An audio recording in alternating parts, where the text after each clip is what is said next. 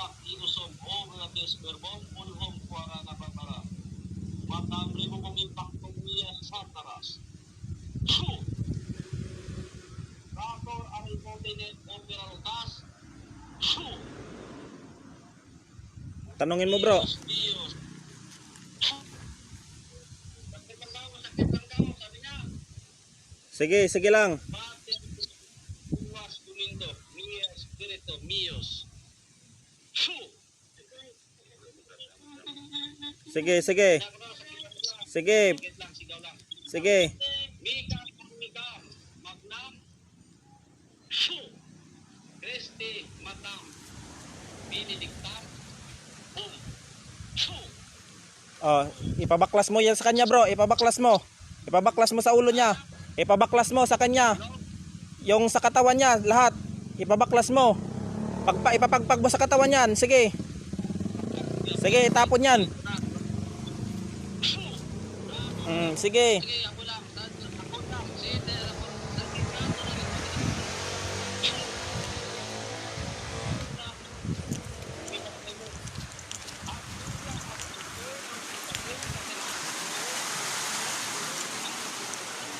Sige.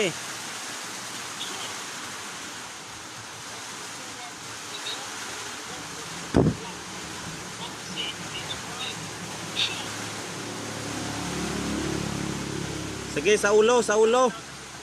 Sa ulo. Solo pa, solo. Yan, sige. Silang pagtuwes o Diyos. Su! Aba, aba, aba. Nakamdaman na sakit. Sige, nakaangat yan bro, nakaangat. Papagpag lang dyan para matanggal yung gayuma dyan sa ano niya.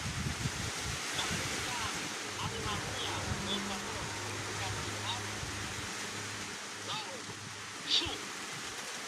Sige, sige. Su! Sige bro, sige lang.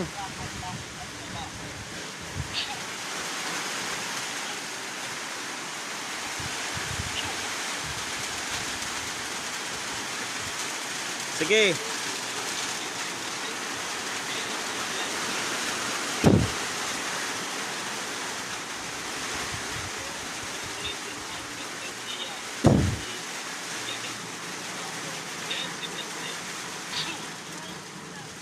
Sige bro.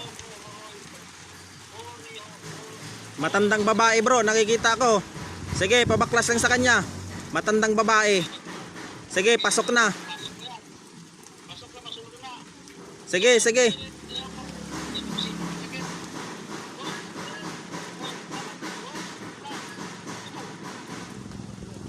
Sige, sige.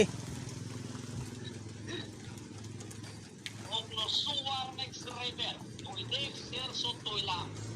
Bronze.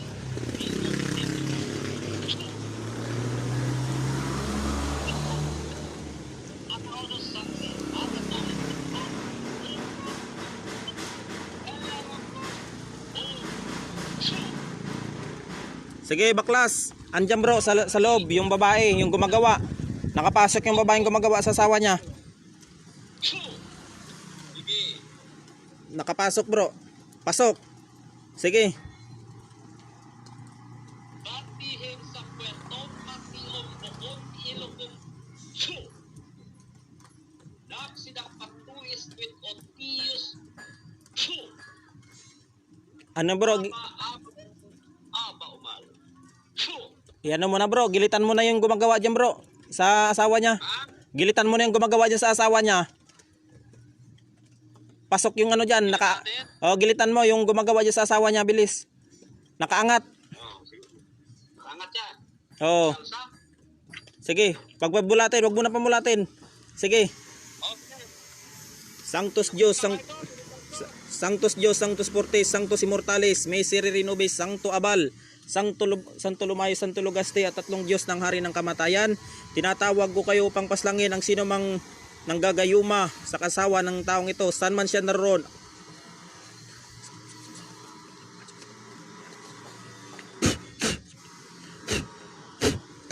Puh! Sige, gilit mo. Tutok mo, gilit mo. Gilit mo. Sige.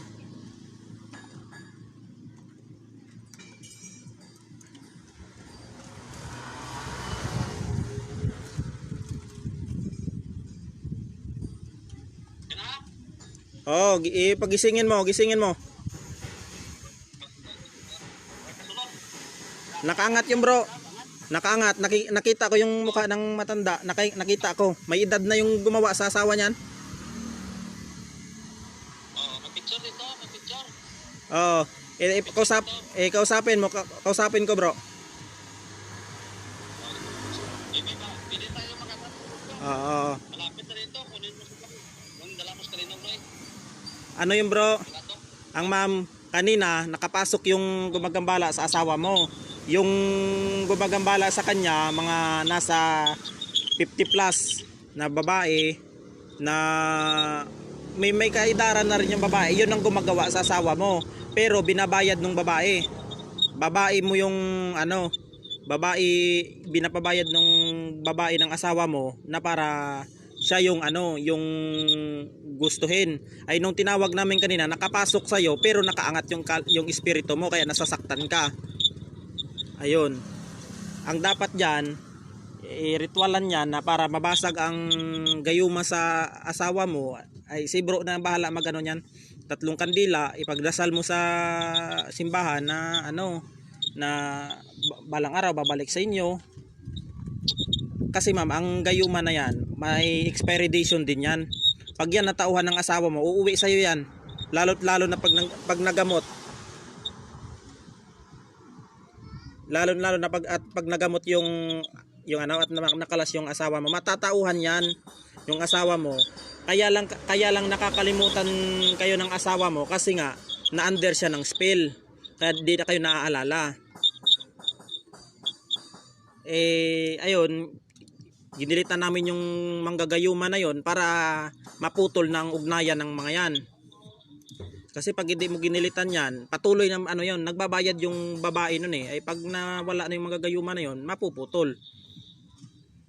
Ayun ang dapat. Pero pag natauhan yung asawa mo ma'am, uuwi sa'yo yan. Kasal kayo niyan? Kasal kayo? Uuwian sa'yo pag natauhan yan. At lagi mong ipagdasal palagi na isang araw uuwi. Magi-expire din yung gayuma na yan. Mas maganda yan kung uuwi dito, magamot para matanggal na yung isip niya dun sa ano, sa babae na yun. Ano kuya, pupuntahan ko ng Jeddah. Pupunta ko akong Maynila. Oh. Luwas ko ako. I-ano mo, ipuntahan mo doon tapos mag-usap kayo na ganito ganyan. Kasi na ano yan, nadali yun sa ano, sa pagkain. Masipag yung asawa mo, masipag. Masipag yun. Na anuhan lang ng babae, na nagustuhan ng babae. Alam mo kung ano yung habol ng babae sa asawa mo? Pera. Pera. Kaya naputo lang sustento dyan sa inyo. Opo. Pero yung ano na yon, yung manggagayuma na yon, nahuli namin kanina pero nakaangat sa ano mo, sa katawan mo kaya nakakaramdam ka ng sakit. Ayun. Pero ano na yon, ewan ko kung magkakasakit yung ano, di natin maano o mamamatay yon. Siyempre ginilitan yun eh.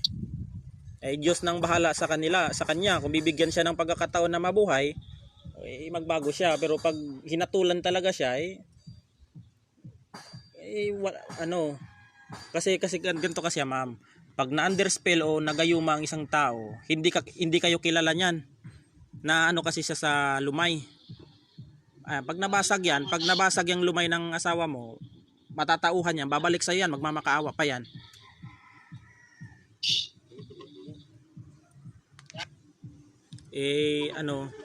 Wala na yon yung nag-ano sa asawa mo. Wala na. Yung pumasok doon, hindi yung kaluluwa na yung espiritu ng asawa mo, kundi yung espiritu ng yung gumagawa sa asawa mo. Ayun yung pumasok. Kahit sa video kitang-kita dito. Kahit yung mukha talaga, ibang-iba talaga yung ano.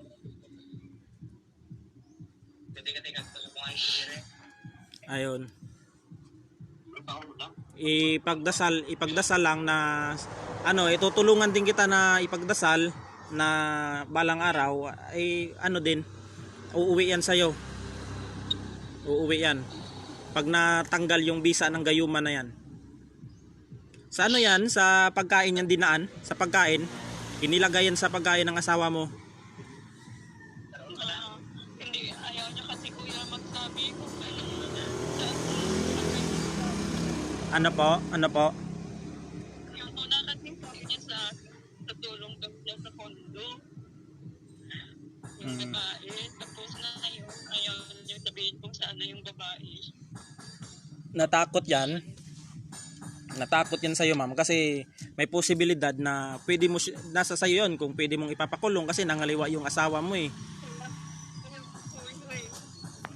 Kasi lang, kaso lang, may mga anak pa akong nag-aaral pa sila.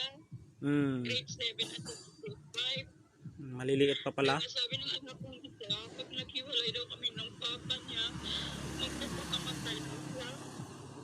Ayan ang mahirap. Dapat pagkatapos ng gamutan, ng paggamot na yan, pumunta kayo doon ngayon Pasko, mag-usap-usap kayo at para ano kung ano yung problema. Nadala lang sa tukso yan, yung asawa mo. Nadala lang sa tukso. Pero ngayon na nagamot niya, ma'am, matatauhan yan. Babalik yan sa dati. Babalik yan. At ano, ipagdasal natin na ano, na sana ano matatanggal yung gayuma sa ano, sa asawa mo. Ayun lang. Ayun lang ng ano, lagi magdasal at manalangin na ano, matanggal na yung gayuma na yan. Eh si bro Zacarias na lang yung bahala dyan kung ano yung pamamaraan niya.